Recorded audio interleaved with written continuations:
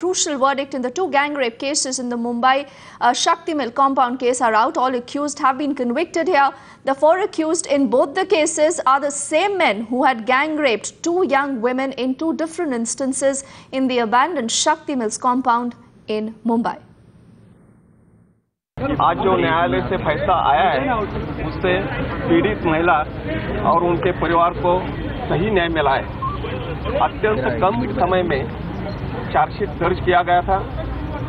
हर रोज सुनावनी करके बहुत कम समय में आज जजमेंट भी आया है। दोनों घटना जो घटी थी भयानक थी, उसमें आरोप साबित हुए हैं, उस परिवार को न्याय मिला है। आप गृह मंत्री होकर पहली बार हम देख रहे हैं कि अदालत में पैसे के समय गृह मंत्री यहाँ पर आए हैं, तो क्या एक संदेश देना चाहते हैं और कितना गंभीर मानती है, महत्व मानती है, अहम मानती है इस फैसले को? मुंबई शहर महिलाओं के लिए पूरे देश में एक सबसे सुरक्षित शहर माना जाता है। फिर भी हमारे शहर में एक भयानक घटना हुई थी।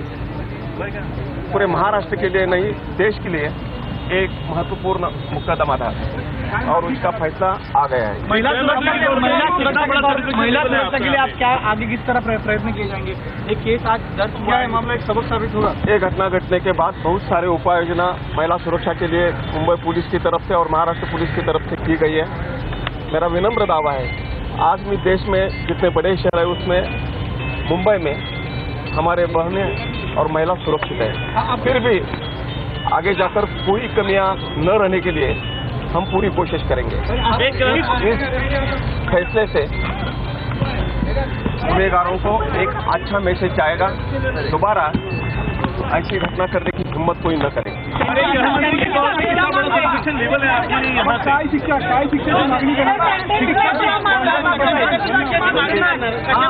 इस बारे में हमारे एडवोकेट कोर्ट में कहेंगे, यहाँ मैंने बोलना ठीक नहीं होगा।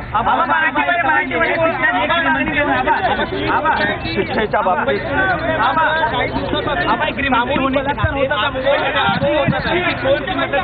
इन आरोपियों को सजा मिलेगी, मैंने वो यहाँ बोलना ठीक नहीं होगा, लेकिन इस बारे में हमारे वकील कोर्ट में बताएंगे। महिला जर्नलिस्ट के साथ मॉलेस्टेशन हुआ था, एक दर्जन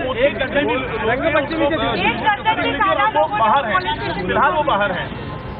उस केस की जानकारी मैंने ली है, क्राइम रजिस्टर हो गया है और नॉन अवेलेबल ऑफेंस से लगाए गए हैं। कोर्ट में तो बेल हो जाती है। आरोपी पकड़े गए, उनको दोषी साबित कराने की बात कराने की बात शहर में और आसपास में इस तरह की घटनाएं हो रही हो, इसके लिए क्या योजना करेंगे आप? गृहमंत्री होने चाहते हैं सुरक्षितता के लिए आधुनिक तंत्रज्ञान का इस्तेमाल करके पुलिस को भी पूरी सूचना दी गई है। महिला की सुरक्षा पुलिस दल के लिए, पुलिस के लिए महत्वपूर्ण काम रहेगा। लास्ट ईयर एनसीआरबी के फैक्ट्स में जाएंगे तो बहुत सारे केसेस देवर increase in number of crime against women, तो इसके बारे में आप क्या कहना चाहेंगे?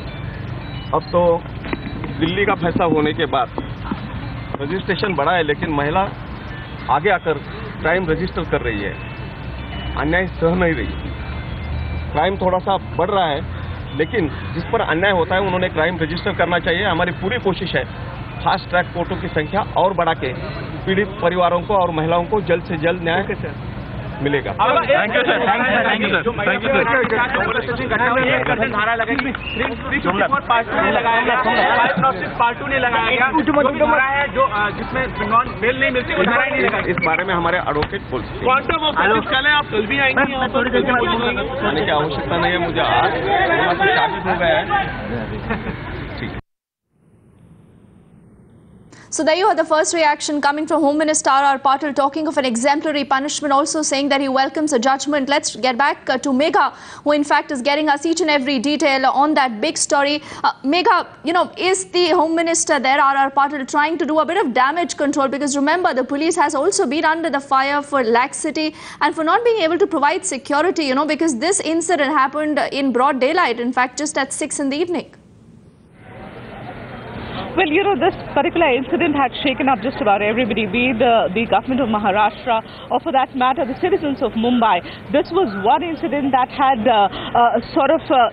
emanated some such outrage across the country that it was very difficult at that point in time even for the government to enter into any sort of damage control. I mean, they did what they could at that point in time to ensure that the investigation was passed, the charge sheet was given in time, that the trial at least began on a fast-track basis, and less than 5 months' time we are hearing the verdict.